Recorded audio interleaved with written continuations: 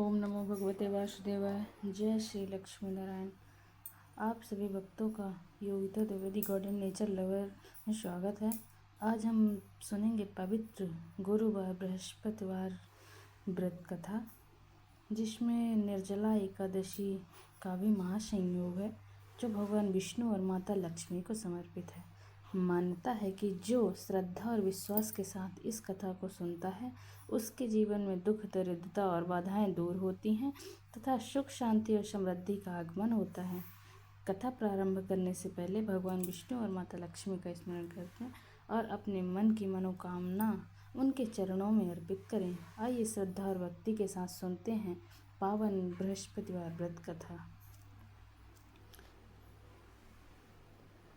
बृहस्पतिवार व्रत कथा। प्राचीन समय की बात है कि भारत में एक राजा राज्य करता था। वह बड़ा प्रतापी तथा दानी था। वह नित्य प्रति मंदिर में भगवत दर्शन करने जाता था। वह ब्राह्मण और गुरु की सेवा किया करता था। उसके द्वार से कोई भी याचक निराश होकर नहीं लौटता था। वह प्रत्येक गुरुवार को व्रत रखता एवं पूजन करता था। हर दिन गरीबों की सहायता करता था, परंतु ये सब बातें उसकी रानी को अच्छी नहीं लगती थी। वह न व्रत करती और न किसी को एक भी पैसा दान में देती थी। वह राजा से भी ऐसा करने को मना किया करती थी। एक समय की बात है कि राजा शिकार खेलने वन को चले गए। घर पर रानी और दासी थी। उसी समय गुरु बृहस्पति साधु का रूप धारण कर राजा के दरवाजे पर भिक्षा मांगने आए। साधु ने रानी से भिक्षा मांगी तो वह कहने लगी, हे साधु महाराज, मैं इस दान और पुण्य से तंग आ गई हूँ। इस कार्य के लिए मेरे पति देव ही बहुत हैं।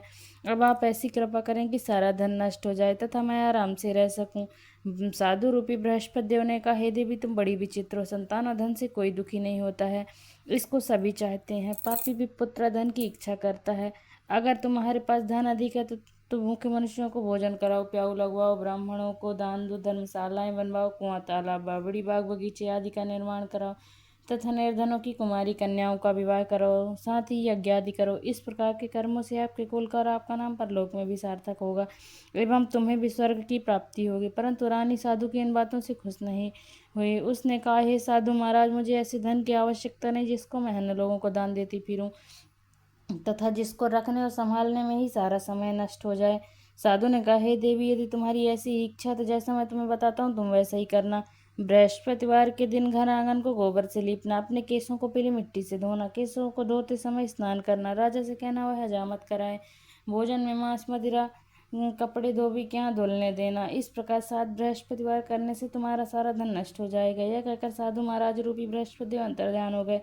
रानी ने साधु के कहने के अनुसार 7 बृहस्पतिवार तक वैसा ही करने का विचार किया। साधु के बताए अनुसार कार्य करते हुए केवल 3 बृहस्पतिवार ही बीते थे कि उसकी समस्त धन संपत्ति नष्ट हो गई। भोजन के लिए दोनों समय परिवार तरसने लगा तथा संसारिक भोगों से दुखी रहने लगा। तब राजा रानी से कहने लगा कि हे रानी, तुम यहाँ पर रहो, मैं दूसरे देश को जाता हूँ, क्योंकि यहाँ पर मुझे सभी मनुष्य जानते हैं, इसलिए यहाँ पर कोई काम नहीं कर सकता। मैं परदेश जा रहा हूँ, वहाँ कोई काम धंधा करूँगा, शायद हमारे भाग्य बदल जाए। ऐसा कहकर राजा परदेश चला गया। वह वहाँ जंगल से लकड़ी काट कर लाता, शहर में बेचता, इस तरह जीवन व्यतीत करने लगा। इधर राजा के बिना रानियां दासियां दुखी रहने लगी। किसी दिन भोजन मिलता, किसी दिन जल पीकर रह जाती। एक समय रानी और दासियों को 7 दिन बिना भोजन के व्यतीत करने पड़े। तो रानी ने अपनी दासी से कहा, हे दासी, यहाँ पास ही के नगर में मेरी बहन रहती है, वह बड़ी धनवान है, तो उसके पास जा, वहाँ से 5 सेर भेजर मांग कर ले आ, जिससे कुछ समय के लिए गुजारा हो जाएगा। दासी रानी की बहन के पास गई। रानी की बहन उस समय पूजा कर रही थी। बृहस्पतिवार का दिन था। दासी ने रानी की बहन से कहा, हे रानी, तो मुझे आपकी बहन ने भेजा, मुझे 5 सेर भेजर दे दो। दासी ने बात अनेक बार कही, परंतु रानी की बहन ने कोई उत्तर नहीं दिया, क्योंकि उस समय बृहस्पतिवार की कथा सुन रही थी। जब दासी को रानी की बहन से कोई उत्तर नहीं मिला तो वह बहुत दुखी हुई। उसे क्रोध भी आया। वह लौटकर रानी से बोली, हे रानी, आपकी बहन बहुत ही घमंडी है, वह छोटे लोगों से बात भी नहीं करती। मैंने उससे कहा तो उसने कोई उत्तर नहीं दिया। मैं वापस चली आई। रानी बोली, हे दासी, इसमें उसका कोई दोष नहीं। जब बुरे दिन आते हैं तो कोई सहारा नहीं देता। अच्छे बुरे का पता विपत्ति में ही लगता है। जो ईश्वर की इच्छा होगी वही होगा। यह सब हमारे भाग का दोष है। इधर रानी के बहन ने सोचा, मेरी बहन की दासी आई थी, परंतु मैं उससे नहीं बोली, इससे बहुत दुखी हुई होगी। अतः कथा सुन विष्णु भगवान का पूजन समाप्त कर वह अपने बहन के घर आई और कहने लगी, हे बहन, मैं बृहस्पतिवार का व्रत कर रही थी, तुम्हारी दासी हमारे घर गई थी, परंतु जब तक कथा होती तब तक हम लोग ना उठते हैं ना बोलते हैं, इसलिए मैं नहीं बोली। कहो दासी, क्यों गए थे?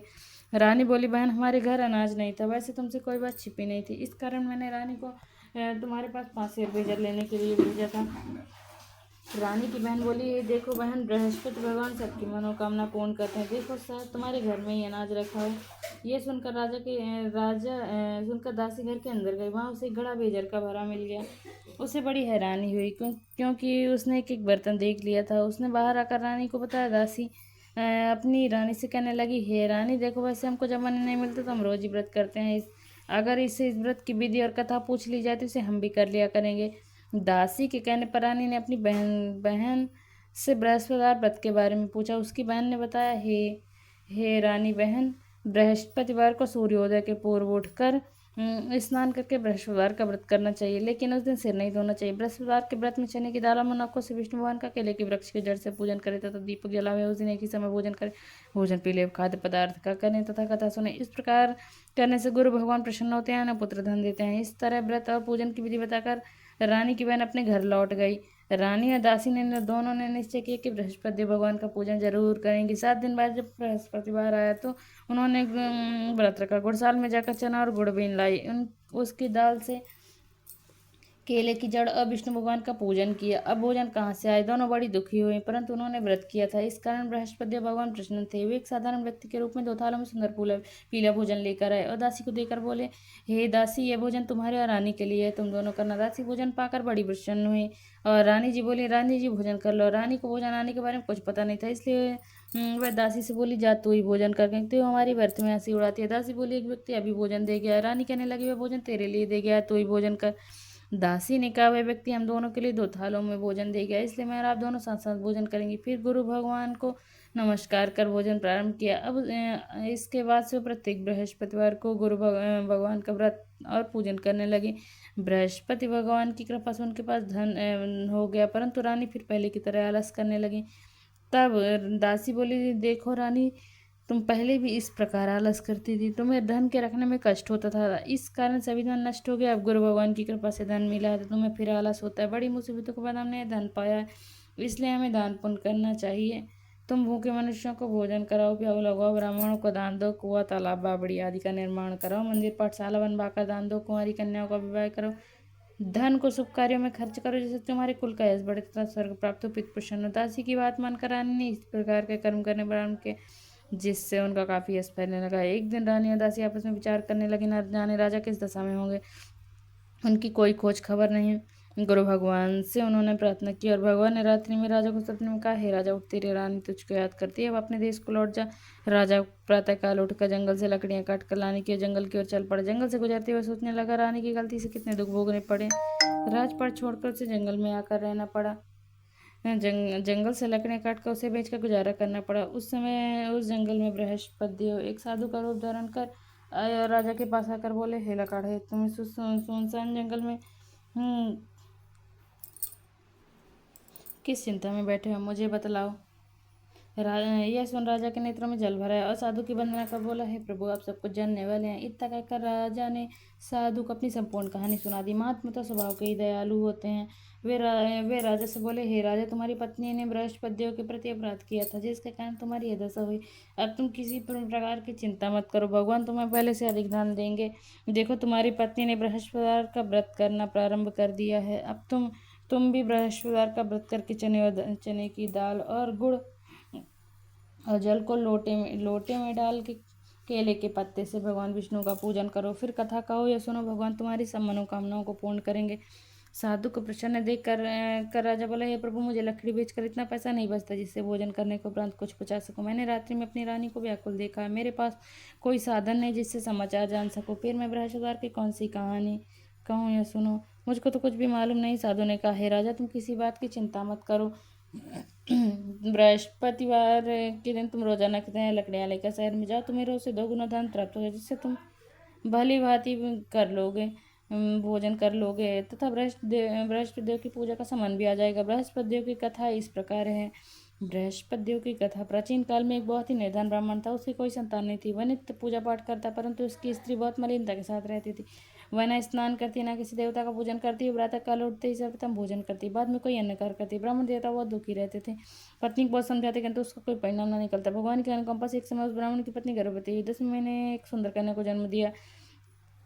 निर्धन ब्राह्मण कन्या के जन्म से बहुत दुखी हुए। धीरे धीरे ब्राह्मण की कन्या बड़ी होने लगी। बचपन से उस कन्या की रुचि भगवान विष्णु की पूजा में थी। वह प्रातः उठते ही स्नान आदि करके भगवान विष्णु की पूजा करने मंदिर में जाती। बृहस्पतिवार को व्रत करके विधिवत पूजा पाठ करती थी। पूजा पाठ के बाद वो पढ़ने के लिए पाठशाला में जाती थी। घर से लौटते हुए मुट्ठी भर जौ साथ लेकर जाती और पाठशाला के रास्ते में थोड़े थोड़े जौ गिराती जाती। जब वह पाठशाला से घर लौटती तो जौ के दाने सोने में बदले हुए मिलते थे। लड़की से भी सोने के दाने बीन लाती थी। एक दिन जब वह सोने के दाने साफ कर रही तो उसकी माँ ने कहा, बेटी, सोने के दाने साफ करने के लिए सोने का सूप भी होना चाहिए। अगले दिन बृहस्पतिवार था। उसने भगवान बृहस्पतिदेव की पूजा करते हुए प्रार्थना की, हे भगवान, यदि मैंने आपका व्रत विधिवत किया तो मुझे सोने का सूप दे दो।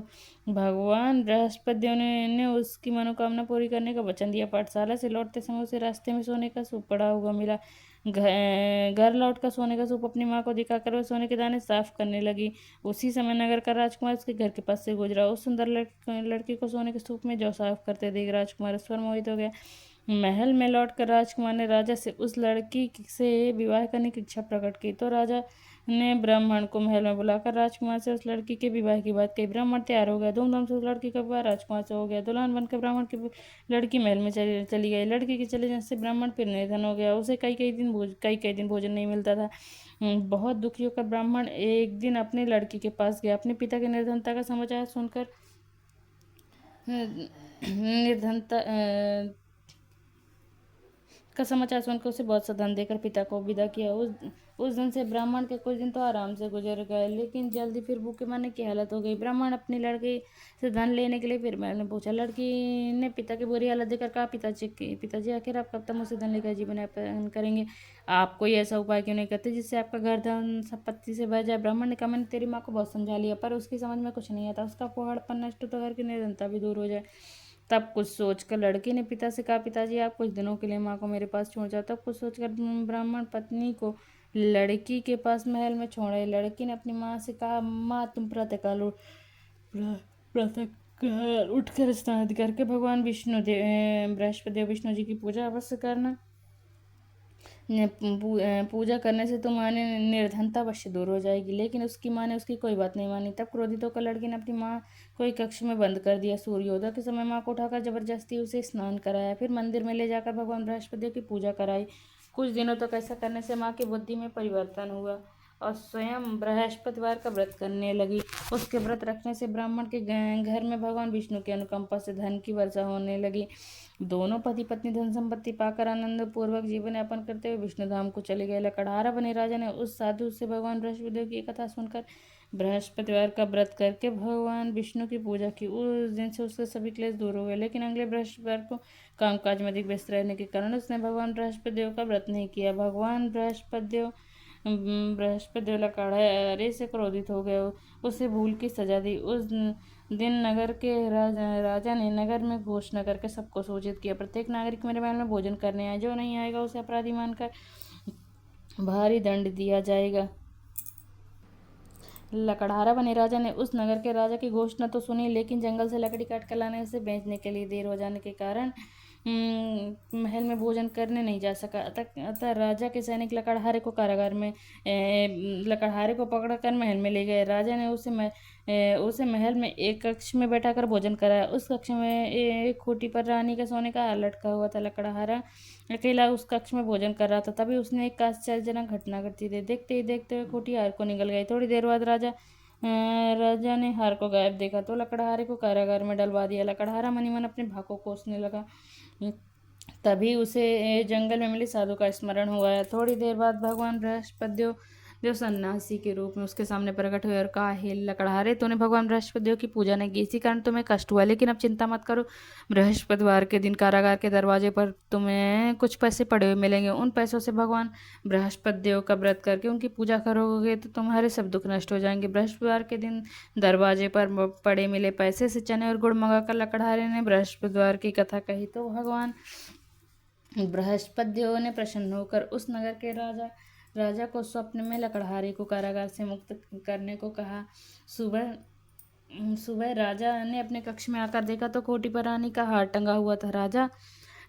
राजा ने लकड़हारे को मुक्त कर दिया, उसे धन और आभूषण देकर विदा किया। लकड़हारा बना राजा उस नगर से चलकर अपने नगर में पहुंचा तो उस नगर में कोई धर्मशाला बाग बगीचे देखकर बहुत प्रसन्न हुआ। राजा ने किसी से पूछा कोई धर्मशाला किसने बनवाई। सबने उसे बताया सब रानी और उसकी दासी ने बनवाए हैं। राजा महल में पहुंचा तो रानी ने उनका भव्य स्वागत किया। तब राजा ने निश्चय किया कि सप्ताह में एक बार तो सभी बृहस्पति का व्रत तथा पूजन करते हैं, परंतु मैं प्रतिदिन व्रत किया करूंगा तथा दिन में 3 बार कथा कहा करूंगा। अब राजा हर साल दुसाले में चने की दाल बांधे रहता था तथा दिन में 3 बार बृहस्पति की कथा कहता था। कुछ दिनों के बाद राजा को अपनी बहन की याद आई। एक दिन घोड़े पर सवार होकर राजा अपनी बहन से मिलने चल दिया। अभी राजा नगर के बाहर पहुंचे तक उसने कुछ लोगों को एक शव को ले जाते हुए देखा। राजा को स्मरण हुआ आज उसने किसी को बृहस्पतिवार की व्रत कथा नहीं सुनाई। राजा ने उन लोगों को रोक कर कहा, भाई आप शव को ले जाने से पहले मुझसे बृहस्पतिवार की कथा सुन ले। लोगों ने राजा पर क्रोधित होते हुए कहा, तुम पागल तो नहीं हो। लेकिन कुछ बड़े बूढ़े लोगों ने कहा, अच्छा भाई साथ चलते चलते तुम अपनी कथा भी सुना लो। राजा के चलते हुए आधी कथा ही सुनाई थी कि सब हिलने लगा। राजा की पूरी कथा सुनाते ही सब उठकर बैठ गया। लोगों ने हैरानी से दांतों तले उंगली दबाई। अगले बृहस्पतिवार को भगवान बृहस्पति का व्रत करने हुआ कथा सुनने का निश्चय कर लिया। घोड़े पर सवार राजा चलते हुए किसान के पास पहुंचा। किसान अपने खेत में हल चला रहा था। राजा ने कहा, अरे भाई मुझसे बृहस्पतिवार की कथा सुन ले। किसान झुझलाकर बोला, अरे भाई देख नहीं रहे हो, जितनी देर तक तुम्हारी कथा सुनोगे उतनी देर तक पूरे खेत में हल चला लूंगा। राजा निराश होकर चलने लगा। तभी किसान के बैल लड़खड़ाकर जमीन पर जा गिरा। किसान के पेट में भी जोरों का दर्द होने लगा। उस किसान की पत्नी जब खाना लेकर आई तो उसने किसान से इस बारे में पूछा। किसान ने घुड़सवारी की पूरी कहानी सुनाई। किसान की पत्नी दौड़ती हुई राजा के पास पहुंचकर हाथ जोड़कर बोली, भैया मैं तुम्हारी कथा सुनने को तैयार हूँ। राजा ने उसके पास खेत पर पहुंचकर बृहस्पतिवार की कथा सुनाई। तभी बैल उठकर खड़े हो गए। किसान के पेट का दर्द भी तुरंत ठीक हो गया। राजा अपनी बहन के घर पहुंचा तो उनकी बहुत आवभगत हुई। अगले दिन सुबह उठकर राजा ने देखा घर के सभी लोग भोजन कर रहे थे। किसी भूखे को बृहस्पतिवार की कथा सुनाए बिना राजा भोजन नहीं करता था। उसने बहन से कहा, बहन क्या घर में कोई ऐसा व्यक्ति है जिसने अभी तक भोजन नहीं किया? उसकी बहन बोली, भैया हमारे घर में तो क्या आपको पूरे नगर में कोई ऐसा व्यक्ति नहीं मिलेगा जिसने सुबह सुबह भोजन नहीं किया हो। तब राजा ने बहन के घर से निकलकर उस नगर में बिना भोजन के व्यक्ति की तलाश की। एक गडरिये के घर में उसका बेटा बीमार होने के कारण भूखा रह गया था। राजा ने उसको आकर बृहस्पतिवार की कथा सुनाई। कथा सुनते सुनते गडरिये का बीमार बेटा बिल्कुल ठीक हो गया। सबने राजा की बहुत प्रशंसा की। एक दिन राजा ने अपनी बहन से कहा, बहन हम अपने घर जाना चाहते हैं, तो हम भी हमारे साथ चलो, कुछ दिन वहाँ रहकर लौट आना। राजा की बहन ने अपनी सास से पूछा तो सास ने ताने देते हुए कहा, वो मैं के जाना तो अकेले जाना, मेरे पोतों पर को नहीं ले जाना। तुम्हारे भाई की कोई संतान नहीं है, कहीं तुम्हारी भाभी मेरे पोतों पर कोई जादू टोना ना कर दे। दूसरे कक्ष में बहन की सास की बातें सुनकर राजा दुखी मन से अकेला ही अपने नगर को लौट गया। रानी ने राजा से कहा, आप तो अपनी बहन को साथ लाने की बात तय कर रहे थे, फिर बहन को साथ क्यों नहीं लाए? तब राजा ने दुखी होते हुए कहा, रानी हम निसंतान है, इसलिए कोई हमारे घर आना पसंद नहीं करता। रानी ने राजा को समझाया, हे प्राणनाथ हमें बृहस्पति देव ने सब कुछ दिया है, अब भगवान बृहस्पति देव हमें संतान भी अवश्य देंगे। बृहस्पतिवार को विधिवत व्रत करते हुए राजा रानी ने भगवान बृहस्पति देव से संतान के लिए प्रार्थना की। कुछ दिनों के बाद उन्होंने स्वप्न में दर्शन देते हुए कहा, हे राजन तेरी मनोकामना अवश्य पूरी होगी। एक सप्ताह बाद ही रानी गर्भवती हुई। 10वें महीने रानी ने एक सुंदर पुत्र को जन्म दिया। राजा रानी जीवन पर्यंत बृहस्पतिवार का व्रत करते रहे। उनके घर में धन की वर्षा होती रही। इस तरह आनंद पूर्वक जीवन यापन करते हुए राजा रानी भगवान बृहस्पति देव की अनुकंपा से मोक्ष को प्राप्त करके सीधे वैकुंठ धाम पहुंच गए। बृहस्पतिवार को विधिवत व्रत कर कि जो स्त्री पुरुष भगवान विष्णु की पूजा करते हैं, भगवान उनकी सभी मनोकामनाएं पूर्ण करते हैं। बोलो बृहस्पति भगवान की जय, और लक्ष्मी नारायण की जय। आपको यह कथा पसंद आई हो तो लाइक शेयर सब्सक्राइब जरूर करें। धन्यवाद।